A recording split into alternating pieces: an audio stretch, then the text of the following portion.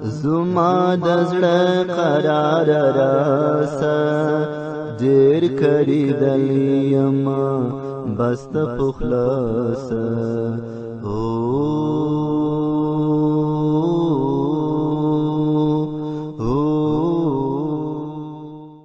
د ژوند لار زما د زړه قرار راسه وړاندې کوونکی مولوي محمد یاسین فهیم. زما د زړه قرار راسه زما د زړه قرار راسه ډېر کړي دی یما بس ته په خلاصه د ژوند لار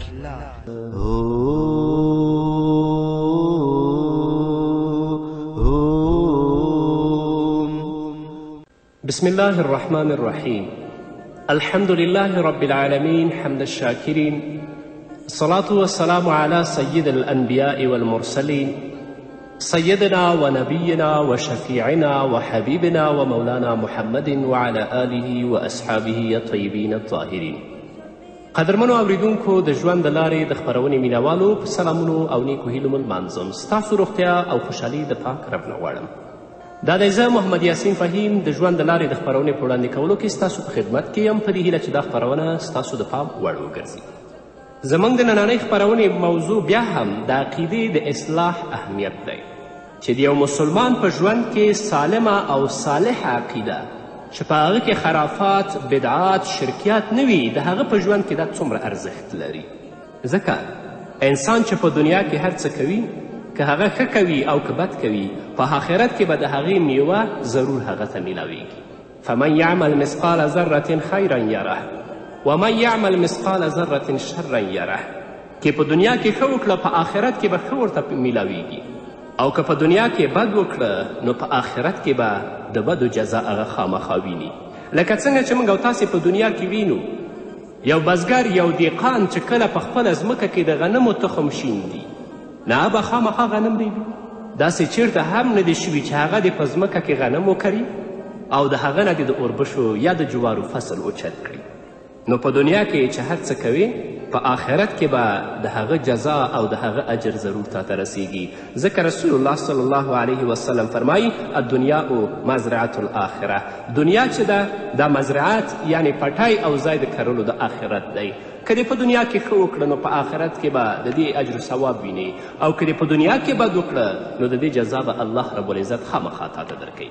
نو د دې نه دا معلومه شوه چې په دنیا کې انسان څومره نیک اعمال کوي، څومره نیکي کوي او د نیکو کارو دپاره محنت او مشقت او تکلیف برداشت کوي.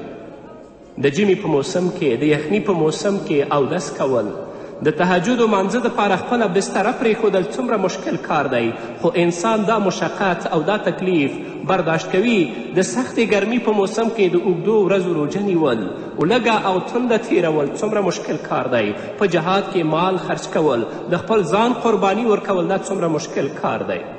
دا چې انسان د دې دومره مشکلو کارونو دپاره خپل ځان تیاروي صرف د دې دپاره چې د مرګ نه وروسته هغه نه ختمیدونکي ژوند ځان دپاره ښایسته او باعزته وګرځوي او دا په دې نیت کوي چې د مرګ نه وروسته چې کبه بله ژوند په ما پسې را روان دی دا نیک اعمال هلته زما په کار راشي او الله رب العزت به د دې نیکو اعمالو داسې اجر و ثواب ماته راکوي. دا نیک عمل دې دپاره کوي ځکه دا وایي چې الله رب العزت به د دې نیکو اعمالو داسې اجر و ثواب راکوي چې هغه به زما د فکر او اندیشې نه هم اوچت وي. د دې نیکو اعمالونو په وجه به الله ماته همیشه دپاره جنت نعمتونه، لذتونه او خوشحالي راکوي او د جهنم د درناک عذاب نه به زما حفاظت کوي. خو قدرمنو اوریدونکو په دې خبره باندې پوه شئ او دا خبره یاد وساتئ چې په دنیا کې د ښو اعمالونو او نیکو اعمالونو بدله په آخرت کې هغه وخت الله تاته درکوي کله چې عقیده صحیح وي. د نیکو عملونو بدله به الله تاته ضرور درکوي، د هغه اجر و ثواب به الله تاته ضرور درکوي، خو دا به هله درکوي چې د ستا عقیده سالمه عقیده وي او په زړه کې د ایمان وي. د ټولو نیکو عملونو قبلېدو دپاره الله رب العزت داسې شرط لګولی چې دا عملونه به زما په دربار کې هغه وخت قبلیږي کله چې د عمل کوونکي په زړه کې ایمان وي او د ده عقیده د مسلمان عقیده وي. په دنیا کې د شوي ټول محنت او مشقت او کړاو فایده به الله په آخرت کې هغه ته ورکوي چې د دې عقیده سالمه عقیده وي. او که خدای مه کړه عقیده خرابه وي، نوم خو د مسلمان وي او عقیده یې داسې اختیار کړې وي چې د کافرانو عقیدې سره تړون لري یا د هغه نه هم پورته وي، نو د دې په وجه چې څومره محنت او څومره کړاو او څومره تکلیف دې په دنیا کې ویستلی دی، دا ټول به د دې ضایع شي. نن زموږ ډېر وروڼه دي نیک عملونه کوي، نیکو عملونو ته یې مخه کړې په دې نیت باندې، په دې عقیده باندې چې الله به د دې اجر و ثواب ماته راکوي، خو دې ته متوجه شوی نه ده چې آیا دا کم کار زه کوم دا د الله کلام سره تړاو لري او که نه، د محمد رسول الله صلی الله علیه وسلم د لارښوونو سره تړاو لري او که نه. زه به تاسو ته یو مثال در وښیم. موږ ځو زیارت ته په نامه د ثواب باندې، په نامه د عبرت باندې، په نامه د دې باندې چې په دې نیت باندې چې الله موږ ته ثواب راکړي او هغه مړو ته دعا وکړو. خو هلته چې کله لاړ شي څوک د زیارت دروازې ښکلوي، څوک هلته جنډې بندوي، څوک پکې زنګو اچوي، څوک پکې نظرونه کوي او څوک د هغه ځای نه مالګه او خاوره راوړي، دا ټول په نیک عمل کوي بیچاره. خو د دې پر ځای چې د دې عمل الله په دربار کې قبول شي، د عمل مردود او دا د الله په غضب او په لعنت کې گرفتاره. نو عقیده د انسان په اعمالو کې ډېر ضروري شی دی، ځکه الله رب العزت د اعمالو د قبولیت دپاره د ایمان شرط لګولی. که ایمان وي، عقیده سالمه وي، نو اعمال به قبلیږي، او که ایمان نه وي نو هیڅ یو عمل اگر که ډېر لوی وي د الله په دربار کې به د قبولیدلو قابل نه وي. الله رب العزت په قرآن مجید کې په مختلف انداز سره د ایمان او د عقیدې شرط موږ ته بیان کړی دی. لکه چې فرمایي من عمل صالحا من ذکر او انثى وهو مؤمن فلنحيينه حیاة طیبة ولنجزینهم اجرهم باحسن ما كانوا یعملون. الله وایي کوم سړی چې هغه نیک عمل وکړي، که هغه ښځه وي او که هغه نر وي، هغه انسان چې نیک عمل کوي که هغه ښځه وي او که هغه نر وي، خو په دې شرط چې هغه مؤمن وي، نو الله وایي موږ به هغه ته پاک ژوند ورکړو، پاکیزه ژوند به ورکړو او ښه بدله به په آخرت کې الله وایي موږ هغه ته ورکړو. نو په دې آیات کې الله رب العزت د نیکو عملونو ښه بدله میلاویدو دپاره د مؤمن کېدو شرط لګولی. په بل ځای کې الله فرمایي فمن یعمل من الصالحات وهو مؤمن فلا کفران لسعیه وانا له کاتبون. الله وایي کوم کس چې د ایمان شرط سره چې یعنی مؤمن وي هغه نیک عملونه کوي، نو د هغه د محنت ناقدري به نه کیږي. یعنی الله رب العزت به هغه ته د خپل د محنت او د مشقت چې په دنیا کې په نیکو عملونو کې کړی د هغه بدله به الله ورکوي، خو په دې شرط چې د هغه عقیده پاکه وي. په بل ځای کې الله فرمایي ومن اراد الآخرة وسعى لها سعیها وهو مؤمن فاولئک کان سعیهم مشکورا. الله فرمایي کوم سړی چې د آخرت کامیابي حاصلول غواړي، کوم سړی چې د آخرت د کامیابي حاصلول غواړي او د ایمان شرط سره هغه دپاره محنت هم کوي، نو د هغه محنت فایده به الله وایي ضرور دې ته ورکول کیږي او هغه ته به د هغه د محنت میوه ضرور میلاویږي. دا 3 آیتونه چې ما تاسو ته ولوستل دا د نمونې په طور دي. ګڼې په مثبت انداز کې داسې قسمه ډېر آیتونه شته دی چې په هغه کې د نیکو عملونو نه وړاندې لازمي طور باندې د ایمان شرط ذکر شوی دی چې هر انسان په دنیا کې نیک عمل کوي نو باید هغه مؤمن وي او د هغه عقیده سالمه وي، او که په نام مسلمان وي عقیده خرافاتي عقیده وي، شرکي عقیده وي، بدعتي عقیده وي، نو څومره نیک عملونه چې کوي هغه د الله په دربار کې قبول نه، بلکې هغه مردود او دې دپاره اجر نه بلکې دې دپاره عذاب دی. نو قدرمنو اوریدونکو راشئ د هر څه نه مخکې د خپل د عقیدې په اصلاح کې کوشش وکړئ، عقیده پاکه کړئ. که هغه زموږ په معاملاتو کې وي یا زموږ په دیاناتو کې وي او هغه که په نظام د حکومت کې وي یا په اخلاقو کې، په هر شي کې باید عقیده زموږ پاکه عقیده وي، د الله رب العزت د کلام موافق، د محمد رسول الله صلی الله علیه وسلم د احادیثو موافق. په سورة عصر کې الله فرمایي والعصر ان الانسان لفی خسر الا الذين آمنوا وعملوا الصالحات وتواصوا بالحق وتواصوا بالصبر. الله وایي چې زما د قسم وي په زمانه باندې چې بېشکه انسان خامخا په تاوان کې دی مګر هغه خلک چې ایمان یې راوړی او سره د ایمان هغوی نیک عملونه کوي او یو بل ته وصیت کوي د حق او وصیت کوي د صبر. په سورة تین کې الله فرمایي ثم رددناه اسفل السافلین الی الذین آمنوا وعملوا الصالحات. دلته هم الله د اعمال صالحه نه وړاندې د ایمان شرط ذکر کړی دی. قدرمنو اوریدونکو دا خو ټول مثبت انداز و. دغه شان په منفي انداز سره هم دا مضمون الله رب العزت په قرآن مجید کې بیان کړی دی چې د کافرانو څومره هم نیک اعمال وي د قیامت په ورځ به د هغوی هیڅ حیثیت نه وي او هغوی ته به هیڅ قسمه بدله هم نه میلاویږي. د سورة کهف په آخر کې الله رب العزت فرمایي قل هل ننبئکم بالاخسرین اعمالا الذین ضل سعیهم فی الحیاة الدنیا وهم یحسبون انهم یحسنون صنعا اولئک الذین کفروا بآیات ربهم ولقائه فحبطت اعمالهم فلا نقیم لهم یوم القیامة وزنا. الله رب العزت محمد رسول الله صلی الله علیه وسلم ته وایي ته دوی ته ووایه چې آیا موږ تاسو ته داسې خلک وښیو چې هغوی د اعمالو په اعتبار سره بالکل په تاوان کې وي. قل هل ننبئکم بالاخسرین اعمالا. داسې خلک به موږ تاسې ته وښیو چې هغوی د اعمالو په اعتبار سره بالکل په تاوان کې دي. الله وایي دا هغه خلک دي چې د هغوی په دنیا کې شوي ټول محنت ضایع شو، برباد شو. الذین ضل سعیهم فی الحیاة الدنیا. دا هغه کسان دي چې د هغوی په دنیا کې شوي ټول محنتونه، تکلیفونه او کړاوونه برباد شو، ضایع شو. او الله فرمایي هغوی د ناپوهتیا په وجه په دې خیال کې دي چې دوی ښه کوي. وهم یحسبون انهم یحسنون صنعا. د جهالت د وجې نه دوی په دې خیال کې دي چې دوی خو ښه کار کوي په دنیا کې. الله وایي دا هغه خلک دي چې دوی د خپل رب د آیتونو او د هغه د ملاقات یعنې د قیامت د ورځې نه انکار کړی نو ضایع شه د هغوی اعمال. نو د قیامت په ورځ به موږ الله وایي د هغوی د نیکو عملونو ذره برابر هم وزن قایم نه کړو. نن چې په دنیا کې ته مسلمان هر نیک عمل کوي الله رب العزت به په آخرت کې ستا اعمالو دپاره تلک دي او ستا اعمال به تلي ځکه ته مؤمن یې. خو د کفارو د اعمالو لپاره الله رب العزت وایي هیڅ وزن نشته. فلا نقیم لهم یوم القیامة وزنا. الله وایي چې د قیامت په ورځ به د دوی نیکو عملونو دپاره ذره برابر وزن هم قایم نشي ځکه څومره نیک عملونه چې په دوی په دنیا کې کړي هغه برباد دي، ضایع دي ځکه چې دوی ایمان نه درلود. د دې عقیده سالمه عقیده نه وه. نو قدرمنو اوریدونکو زما خویندو او ورونو هر کار چې کوئ ګورئ چې دا د الله د کلام سره موافق دی که نه دی. هر نیک عمل چې کوئ د هغه صحت د رسول الله په احادیثو کې ولټوئ، د خپل فقهاو مجتهدینو امامانو په احادیثو کې ولټوئ چې شته او که نه. داسې نه خدای وکړه چې په دنیا کې نیک عملونه کوو او په آخرت کې د هغه دپاره زموږ هیڅ کومه بدله نه وي غیر د الله د عذاب. نن ورځ موږ او تاسې په خپل ژوند کې خیراتونه کوو، څلوېښتیانې کوو، کلیزې نیسو یا کلیزې لمانځو، د جمعې شپې کوو. حال دا چې دا په دین کې نشته. په دین کې خیرات راغلی وی که ایساله ثواب وکړه خو هغه دپاره وخت مه تعینوه. هغه په فقراو په مساکینو ویشه، په کارتونو باندې خلک ته مه رابله. او یو مسکین او یو فقیر چې واقعا هغه ستا خیرات ته اړتیا لري که هغه دروازې ته راشي هغه ته څوک ډوډۍ هم نه ورکوي. الله رب العزت دې په موږ باندې رحم وکړي.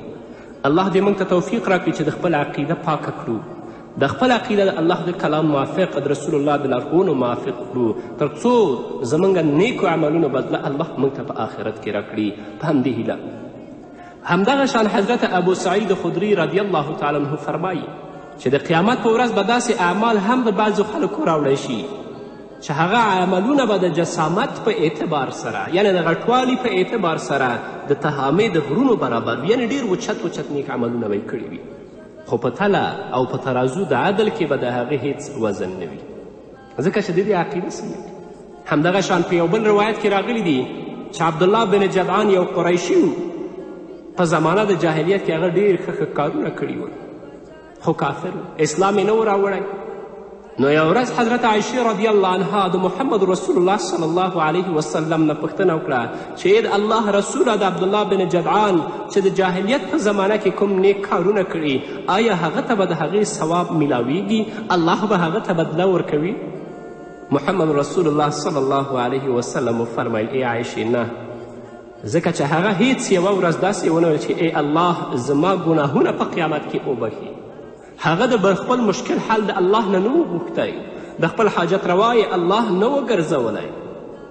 نو هر ستونزه چې لرئ، هر مشکل چې لرئ، هر حاجت چې لرئ هغه خپل پروردګار سره شریک کړئ.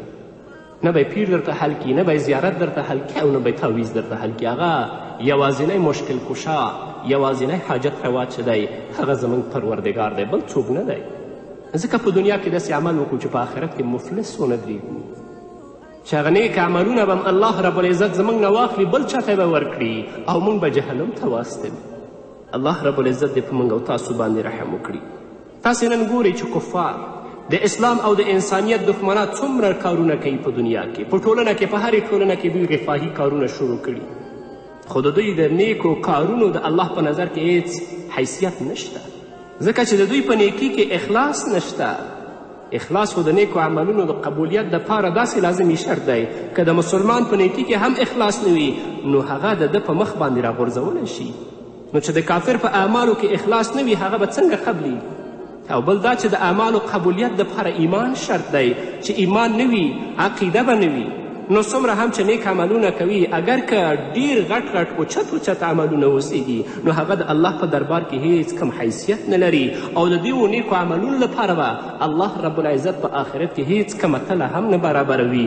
فلا نقیم لهم یوم القیامة وزنا. الله وایي چې د آخرت په ورځ به د دې اعمالو دپاره موږ تله هم بلکل نه برابرو. نن د اسلامیت او د انسانیت دښمنان چې څومره دا کارونه هم کوي، دا پروژې په لاره اچولي، دوی ځان ته ځانګړي اهداف لري او دوی غواړي چې د دې پروژې او د دې رفاهي کارونو د لارې هغه خپل اهدافو ته ورسیږي. څوک عیسوي شوه، څوک یهودي شوه، څوک په فسادو، په منکراتو او په فجایو باندې اخته شول. او که مسلمان واقعي مسلمان وي، د عقیده سالمه او صحیح عقیده وي، نو هیڅکله به د دې انسانیت او د اسلامیت د دښمنانو په خبرو باندې دوکه نشي. هغه ته به الله رب العزت د کلام نه آګاهي وي، د محمد رسول الله صلی الله علیه وسلم د احادیثو نه به هغه ته آګاهي وي. خو له بده مرغه نن اخته یو موږ په هر څه باندې، او د هغه عاقبت موږ نه دی سنجولی چې الله به د دې موږ سره څه حساب کوي او الله به زموږ نه څه پوښتنه کوي. نو قدرمنو اوریدونکو، د عقیدې د اصلاح او د صحیح کولو اهمیت دا دی چې زموږ نیک عملونه د الله رب العزت په دربار کې قبول شي، او په دنیا کې چې موږ کوم محنت کوو، مشقت وباسو، دا په آخرت کې موږ ته په کار راشي او موږ ته د خپلو عملونو اجر او ثواب د الله رب العزت د رضا او د جنت خوشحالیو په صورت کې میلاو شي. او که خدای مو کړه عقیده صحیح نه وي نو ټول محنت به بیکاره او ضایع شي او الله به موږ جهنم ته بیا واستوي. او آخر کې په دې خبره هم پوه شئ قدرمنو اورېدونکو، لکه څنګه چې کفر سره په فاسدې عقیدې سره نیک عملونه د الله په دربار کې نه قبلیږي، دغه شان که یو سړی مسلمان وي او هغه ډیر زیات نیک عملونه کړي وي، د منځونو، د روژو، د حجونو او زکاتونو د هغه که انبار لګېدلی وي، خو وروسته هغه کافر شي نو ټول عملونه یې برباد شو. اوس یې که توبه هم وښکله او مسلمان شو نو دوباره به حساب شروع کیږي، مخکیني نیک عملونه ټول ختم شو. نو قدرمنو اوریدونکو، ډیره د یېرې خبره ده د فتنو په دې دور کې د دین نه د لرې کېدو په وجه ډیر نوي تعلیم یافته خلک او ډیر هغه خلک چې البته تعلیم یافته هم نه دي، اسلامي احکام هغوی څخه ګپ ښکاري، په هغه باندې ټوکې او مسخرې کوي. د ګیرې په باره کې اعوذ بالله لاندې باندې خبرې کوي، یا د مانځه په باره کې وایي چې دا د پورته کېدو او د اوچتېدلو نوم دی، یا ګیره سپکه ګڼي، او یا وایي چې روژه خو هغه کس نیسي چې هغو په کور کې د خوراک دپاره څه نه وي. په دې پوه شئ چې د اسلام د یو وړوکي نه وړوکي حکم باندې مسخره کول هم کفر دی، لا پاتې شو مونځ او روژه او ګیره. همدغه شان په دې باندې متوجه اوسئ چې ځینې ځوانان نن غواړي بهرني ملکونو ته یا یوروپ ته لاړ شي یا لندن ته ورسیږي، په هغه ځای کې یا ځان شیعه معرفي کړي یا قادیاني یا کافر ځان معرفي کوي، او په زړه کې دی چې وروسته به زه توبه وباسم. په دې ټولو صورتونو کې به یو خو نیک عمل ضایع شي او برباد شي، او دویم دا چې د مرګ هیڅ کم مقرر وخت نشته. که په دې حالت کې تا ته مرګ راغی نو د کفر په حالت کې د دنیا نه لاړې او همیشه دپاره به د جهنم سزا تا ته رسیږي. الله رب العزت دې په موږ باندې رحم وکړي او الله دې موږ ته د نیکو اعمالو توفیق راکړي. رسول الله وایي زما په امت به داسې حال راشي چې سهار کې به مسلمان وي او بیګا ته به کافر وي، په بیګا کې به مسلمان وي او سهار کې به کافر وي. نو د عقیدې اصلاح او د عقیدې مضبوطوالی ډېر ضروري دي. خپل ځان او خپله ښځه او د خپلو بچو د عقیدو صحیح کولو او د دوی په عقیدو کې د پخوالي راوستلو دپاره هر حال کې تاسې کوشش وکړئ. ګڼې یو ورځ به ژاړئ، بیا به دا ژړا تاسو ته په کار نه راځي. الله دې په موږ باندې رحم وکړي. قدرمنو اورېدونکو، دا به زموږ نننۍ خپرونه چې ستاسو درانه حضور ته وړاندې کړه. تر بلې خپرونې پورې چې زه بیا هم ستاسو درانه حضور ته راځم، تاسو ټول په پاک رب سپارم. پاتې ژوند او پاتې ورځ نیکمرغه. پاک الله مو مل شي. اسمانونو کی ستورو سپوږمۍ کی هم په واړه جهانونو کی تلاش می وکړو ستا په مځکه اسمانونو کی ستورو سپوږمۍ کی هم په واړه جهانونو کی زړه دی خالی کله وسواسه زړه دی خالی کله وسواسه ډېر کړي دلې یم بس ته په خلاصه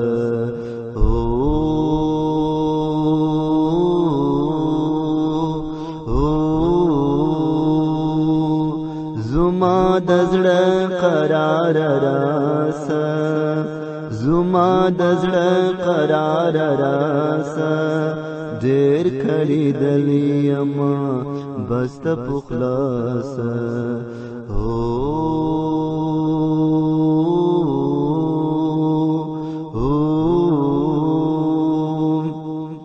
ډېر نا امید سوم ستا په امیدونو کې هر څه مې هېر کړو د دنیا ستا په غمونو کې ډېر نا امید سوم ستا په امیدونو کې هر څه مې هېر کړو د دنیا ستا په غمونو کې ستا دی قسم وي خپل راسه ستا دی قسم وي خپل راسه ډېر کړي دلې یم بس ته په خلاصه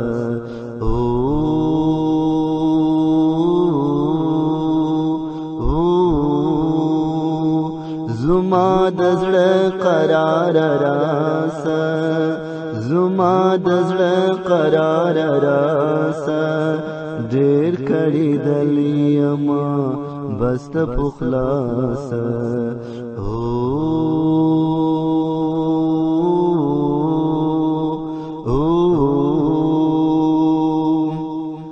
ته مې لټولې د خپل زړګي ګوټونو کې د مصور د تخیل په ګلشنونو کې ته مې لټولې د خپل زړګي ګوټونو کې د مصور د تخیل په ګلشنونو کې د لږ ساعت لپاره راسه د لږ ساعت لپاره راسه ډېر کړي دلې یم بس ته په خلاصه